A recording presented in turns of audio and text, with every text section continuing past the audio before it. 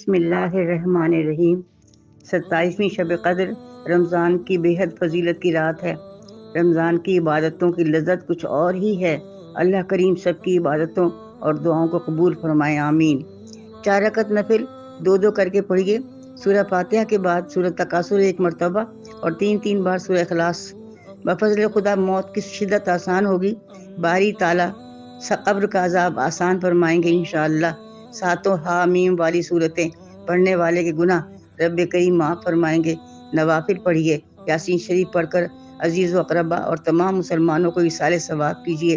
حج و عمرہ کی سعادت کے لیے دعائیں مانگیے، قرآن شریف کی تلاوت کیجیے اور جہاں تک ہو سکے باری تعالیٰ کے حضور سر سجدے میں رکھ کر اپنے گناہوں کی معافی مانگیے، توبہ کیجیے۔ یہ لمحے پھر نصیب ہوں یا نہ، یہ اللہ جانے۔ آپ ان لمحات کو ضائع نہ کیجیے۔ اللہ ہم سب کو ایمان کے سلامتی کے ساتھ اس دنیا سے لے جائے، سب کی مغفرت فرمائے، آمین ثم آمین۔